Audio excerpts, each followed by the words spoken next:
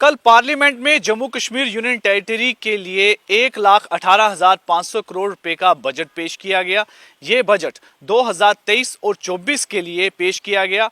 काफी हंगामे के बीच फाइनेंस मिनिस्टर निर्मला सीतारमण इस बजट को नहीं पढ़ पाई, जिनकी जगह minister of state for finance Pankaj Chaudhary ने ये बजट पढ़ा।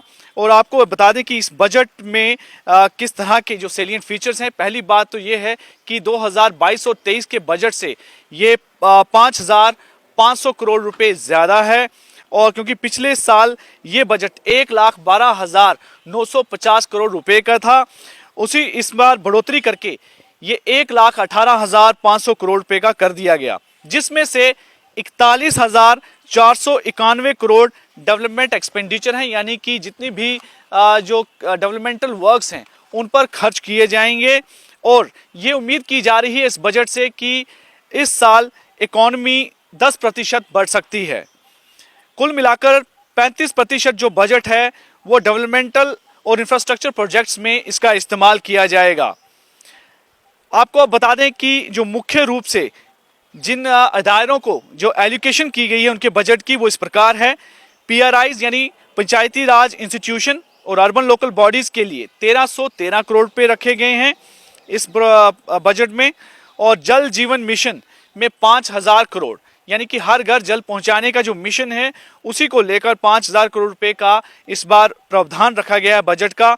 और कश्मीरी पंडित्स की ट्रांजिट अकोमोडेशंस के लिए 400 करोड़ रुपए का प्रावधान है।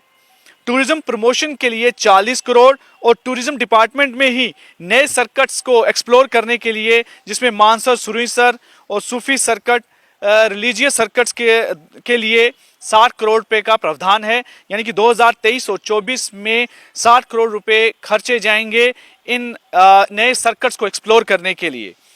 और डेवलपमेंट इन इंडस्ट्रियल स्टेट्स के लिए, यानी कि जितनी भी हमारे इंडस्ट्रियल स्टेट्स हैं उनकी डेवलपमेंट के लिए 400 करोड़ रुपए का इसमें प्रावधान जो है इस बजट में रखा गया है। और मेट्रो कॉरपोरेशंस के लिए 140 करोड़ रुपए। जिस तरीके से जम्मू और श्रीनगर में कंजेशन बढ़ रही है ट्रैफिक की वजह से, उसको लेकर मेट्रो का यहाँ पर एक प्रावधान रखा गया था और उसी को लेकर 140 करोड़ रुपए का बजट में एलोकेशन रखी गई है ताकि इन पर खर्च किया जाए और मेट्रो लाई जाए, जिस वजह से जो है ट्रैफिक कंजेशन शहरों में कम से कम हो। स्मार्ट सिटी प्रोजेक्ट्स के लिए 520 करोड़ रुपए का प्रावधान है।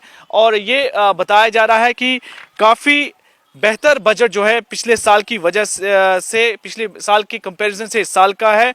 और जो इकॉनमी है वो 10% इस साल ग्रो करने की उम्मीद है। पिछले साल का जो बजट था उसमें 7% की उम्मीद जताई गई थी और इस बार 10% की उम्मीद जताने के पीछे जो वजह बताई जा रही हैं उसमें जीएसटी और एक्साइज और स्टैंप ड्यूटी में जिस तरह से जो कलेक्शन है उसमें ग्रोथ देखी गई है, उसको लेकर ये काफ़ी उम्मीद जताई गई है कि 10% का जो इस बार इकॉनमी जो है ग्रो कर सकती है।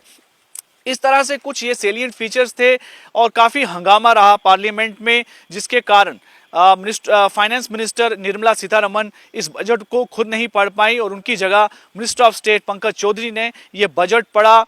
और अब ये पारित होगा लोकसभा में, एक दिन की डिस्कशंस के बाद इसे पारित किया जाएगा और उसके बाद राज्यसभा में एक दिन की डिस्कशंस के साथ ही ये पूरा बजट जो है पारित कर दिया जाएगा। और काफ़ी बेहतर बजट जो है बताया जा रहा है विशेषज्ञों द्वारा इस बार जम्मू कश्मीर का बजट, ये जिस कारण जो है कई डेवलपमेंटल प्रोजेक्ट्स जो हैं वो इनिशिएट होंगे और कई नए प्रोजेक्ट्स जो हैं इसमें रखे गए हैं। हालांकि एजुकेशन डिपार्टमेंट के लिए भी इसमें काफ़ी प्रावधान जो हैं रखे गए हैं और भी जितने सेक्टर्स हैं उसमें भी बहुत ज़्यादा एलोकेशन इस बार रखी गई है। लेकिन सरकार इस पर किस तरह से आगे काम करती है, जम्मू कश्मीर यूनियन टेरिटरी की एडमिनिस्ट्रेशन है वो इस बजट को लेकर कैसे इस पूरे 2023 और 24 को लेकर चलती है, ये अब देखना होगा कि किस तरीके से जो 5,500 करोड़ रुपए का बजट पिछले साल से जो बढ़ा है उसका प्रयोग और किन बेहतर कार्यों के लिए किया जा सकता है, ये अभी आने वाला वक्त ही बताएगा। लेकिन इस बार बढ़ोतरी हुई है और काफ़ी आशाएं और उम्मीद है लोगों की कि जम्मू कश्मीर में एक नया विकास देखने को मिलेगा।